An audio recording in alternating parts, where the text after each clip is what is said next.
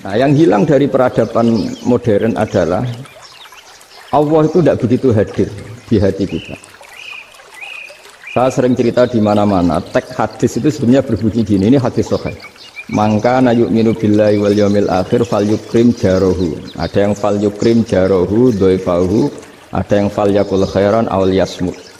Siapa yang iman dengan Allah dan Rasul maka harus memuliakan tetangganya, memuliakan tamunya. Dulu itu ada seorang ulama dipanggil anak muda, dibully terus sekarang. Wahai kiai, datang ke rumah saya. Datang kiai itu. Setelah sampai ke rumah orang itu, silakan kiai kembali ke rumahnya. Saya tidak butuh kiai. Kiai itu dengan riang kembali. Setelah di rumah dipanggil lagi. Pak Yai, silakan datang ke rumah saya. Datang lagi. Ya senyum-senyum kiainya santai.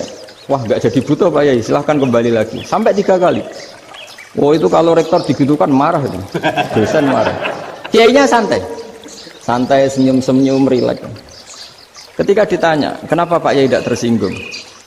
Jawabannya unik. Anak muda, saya ini senang sekali nuruti perintah Allah, disuruh menghormati tetangga. Sehingga ketika Anda manggil, ya saya datang. Ketika Anda nyuruh pulang, ya saya pulang. Saya senang sekali nyenangkan tonggo. Dan itu perintah Allah, jadi tidak ada hubungannya dengan kamu. Wah, pemudanya nangis minta dimaafin. Kalau kita kan enggak, kita ini dosen, kiai, mungkin kita doktor, mungkin kita profesor. Tapi kita ini sering didikte oleh orang bodoh. Kalau orang bodoh itu jengkel, lo kita ya jengkel.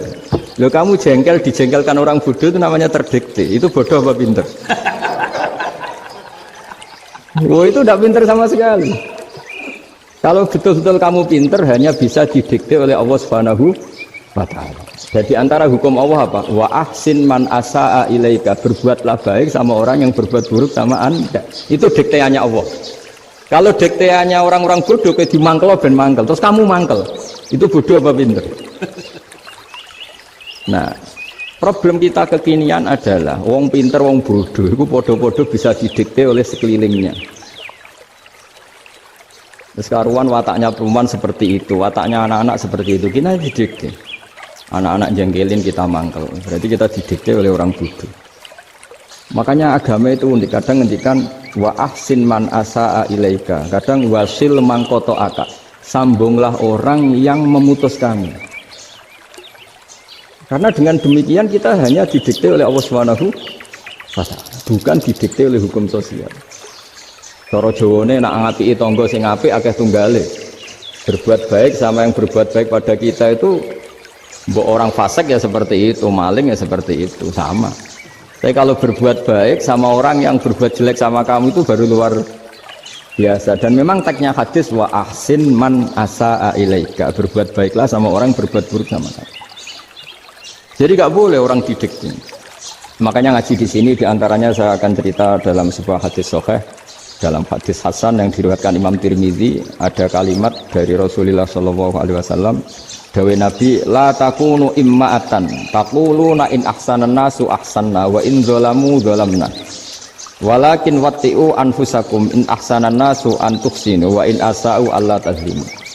Kamu jangan jadi orang yang mudah diombang-ambingkan oleh orang sekeliling kamu, yaitu kamu mengatakan jika orang baik ke saya akan baik, jika orang buruk ke saya juga akan membalas buruk.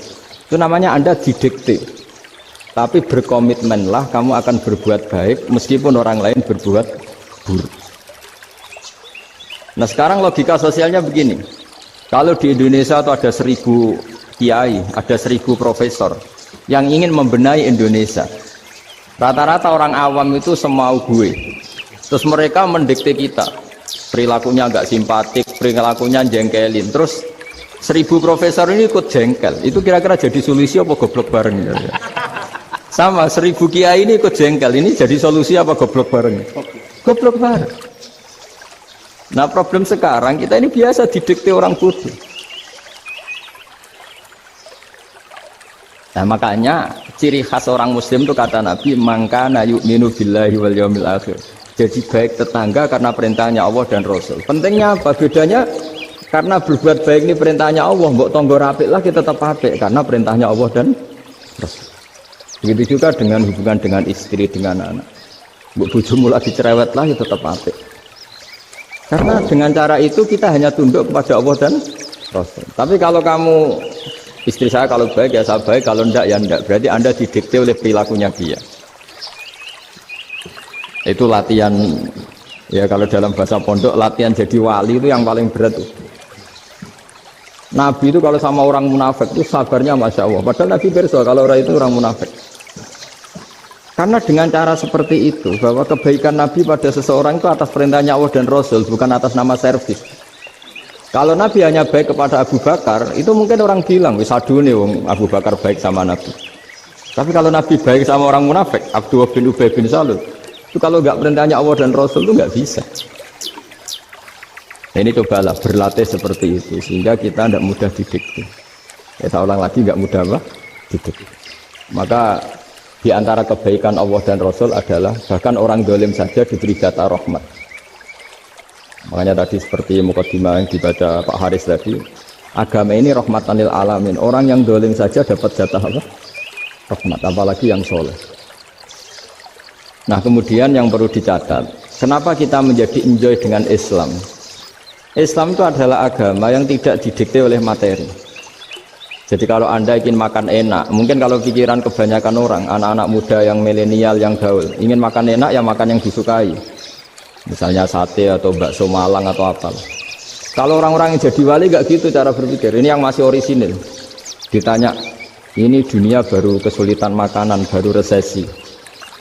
Cara makan enak gimana? Jawabannya lucu. Ya gampang, idamuhu alju.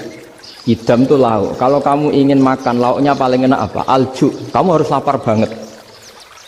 Sampai kalau puasa itu melihat tempe itu wah luar biasa. Tapi kalau kamu nggak puasa, air putih itu nggak menantang. Tapi kalau puasa, tempe air putih itu menarik dan Anda tetap lahap. Apa? Karena lauk terbaik adalah alju, yaitu lapar. Nah tapi kita ini enggak. Kita ini kayak orang bodoh. Kayak orang bodoh tadi, profesornya makan nyaman ya kalau sesuai selera. Nah itu kan sama dengan anak-anak ABG. Anak ABG itu makan lahap ya kalau yang disukai. Lalu bedanya apa ABG sama profesor? Kalau cara berpikir masih sama kan itu. Kiainya juga gitu. Kiai makan enak kalau yang disukai, kalau enggak. Lalu bedanya apa kiai sama orang awam? Orang awam juga gitu, makan lahap ya kalau yang disukai. Nah ternyata perilaku kita ini yang pintar sama yang bodoh sama maksudnya. Kalau kamu ingin berkasta lebih baik, itu cara makan enak itu apa? Idamuhu al-ju'. Lauk terbaik adalah karena kita sangat lapar. Makanya masyhur dalam cerita-cerita tarikh sirah nabawiyah. Nabi diberi hadiah, beberapa hadiah. Di antaranya ada yang diterima, ada yang enggak. Termasuk yang dikembalikan itu dokter. Ada seorang raja memberi hadiah Nabi dokter Tobit. Itu sama Nabi dikembalikan karena dokter ini sudah lama kumpul Nabi itu gak pernah sakit. Akhirnya dokter ini putus asa, ini gak perlu diobatin. Ketika ditanya kenapa ya Rasulullah engkau tidak pernah sakit, karena kita ini kaum, kita ini komunitas masyarakat yang tidak akan makan kecuali lapar, dan kalau sudah makan berhenti sebelum kenyang. Jadi sederhana sekali pengobatan zaman itu. Sebagian besar penyakit itu pasti disebabkan kita ceroboh dalam hal makan.